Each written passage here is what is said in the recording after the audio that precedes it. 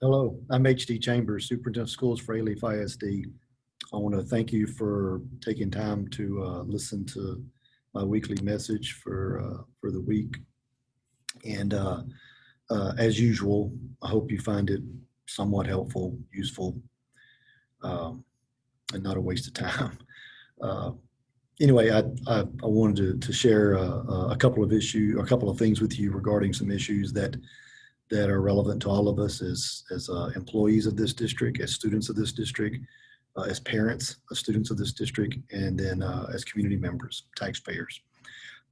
First, I want to once again express my genuine, deepest appreciation to every staff member, in particular those teachers that are working every day to provide a quality education for students who are either sitting in front of them or on a computer screen or a monitor. And it's, as I have said before, it is almost impossible, if not impossible, for teachers to feel like they're doing their best work. They're doing their best work under the circumstances, but I know a lot of you are frustrated because you don't feel like you're meeting the standard that you've set for yourself as a professional, and that, quite frankly, you have delivered in your role. So I just want to keep encouraging everyone to do the best they can. Be creative, try things, be flexible.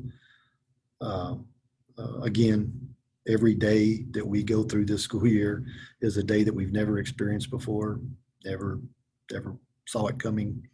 So just keep doing the best you can. And when in doubt, think about what's in the best interest of your students, and then take that action.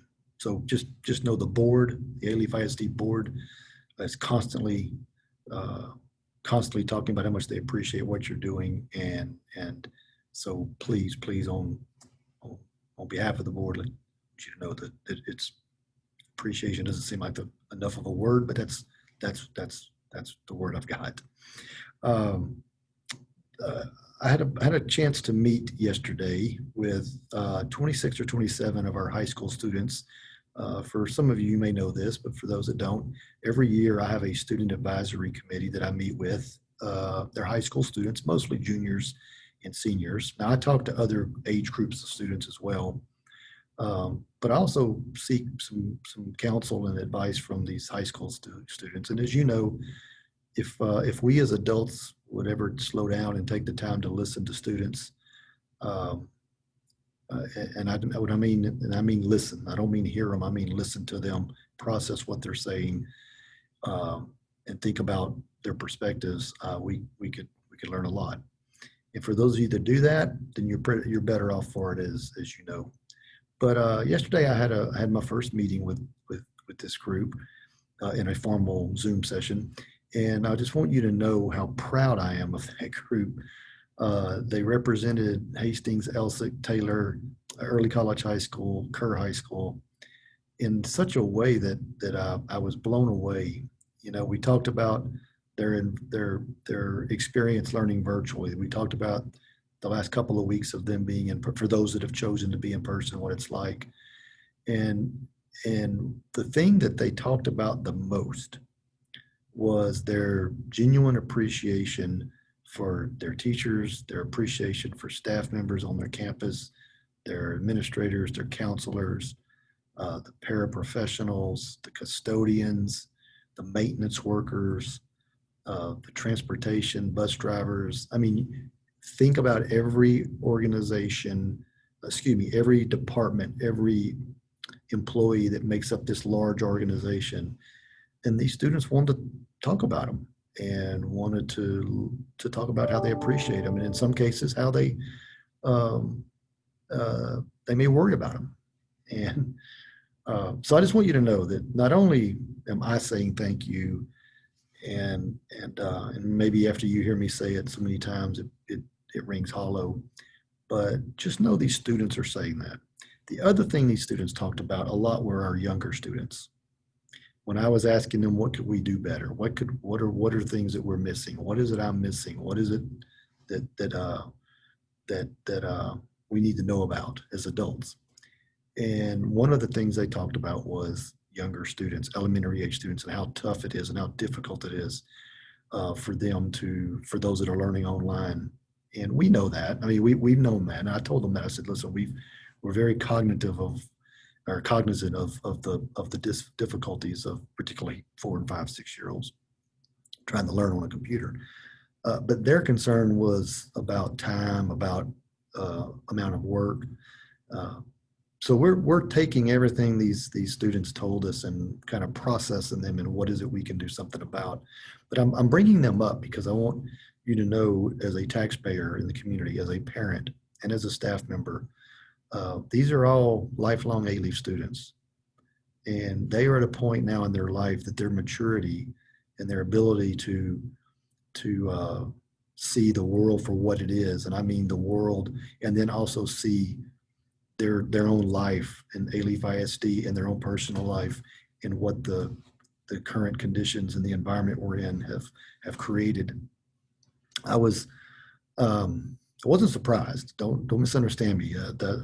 We've had students like this, but it was just refreshing that these young adults, these young men, these young women of all walks of life had a very common theme about them and a very, very, very a maturity about them that was beyond their years. And so I just want people to know that. I mean, we're in a time of, everybody's frustrated. Everybody's not happy. No one's, some people are happy, but you know what I'm talking. I think you understand what I'm saying. People are we're just worried. No, there's no, we don't know what's happening next.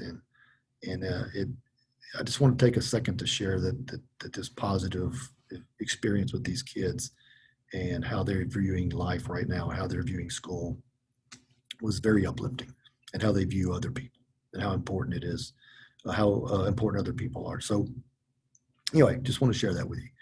I do want to continue talking about enrollment and ADA. For those of you that pay attention, we had a discussion this past Tuesday night with our board about the enrollment declines, but not only in our district, but across the greater Houston area and the state of Texas, the potential financial impact and the possible consequences of that financial impact over the course of the spring and going into the 21-22 school year. I'm not going to go into detail now, but if you're a staff member, you're going to be receiving a memo probably tomorrow from me with a little bit more information. But I just want everyone to be aware that we're working on the issues. We're continuing to try to find students. We are enrolling more students every day, which is a good sign.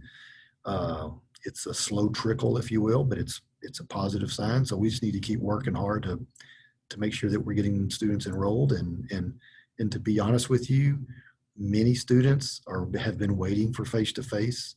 So as we provide more face-to-face learning opportunities or in-person learning opportunities, we're probably going to see more students come back, both at the elementary level, the middle school level, and the high school level. So just want to make you aware that we are having serious discussions about it because there are serious issues, both financially and, as I've said before, the academic levels and social emotional support of our youngest students are concerning right now, very concerning. Teachers, if you're a staff member, particularly teachers, I'm going to be sending you a note or a letter, if you will, a memo here in the next couple of days, perhaps early next week, clarifying a few things that we talked to the board about Tuesday night. One being an adjustment that we've asked the board to make for timelines related to to teacher contracts. And I just want to say this, and you're going to get more information on it, but this is going to actually be a positive thing.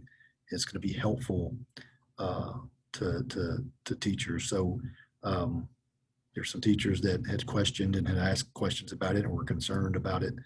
And I will be giving you more information in much more detail than I'm doing right now. So anyway, be looking for that here in the next several days. And then last but not least, Tuesday night, our board began the process of approving a new policy for our district that is board driven, that our entire school board has been working on this for going on a year and a half now, as well as Miss Janine Hoke, who worked in our professional development department. But this policy is attempting to help our district even be better at how we provide equitable opportunities for all students. I don't have to tell you we're a very diverse district, and I also don't have to tell you that we are a district who offers many opportunities for our students.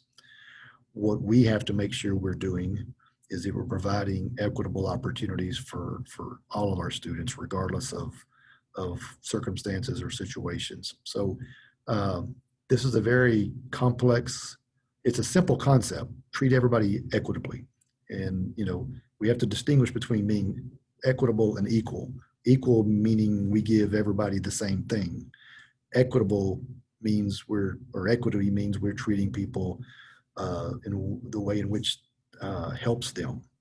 So it's you know it's a little different than just treating everybody equal. It's a very intentional way of looking at providing the best resources, the best support, the best teaching, the best everything we can in an equitable way.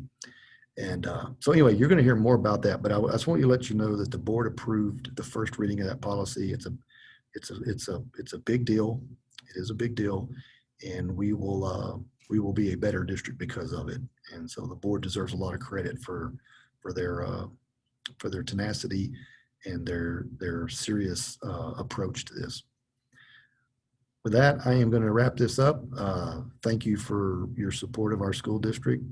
Thank you for your flexibility and your patience with us. And perhaps you've already run out of patience. You're just biting your tongue. But thank you for biting your tongue.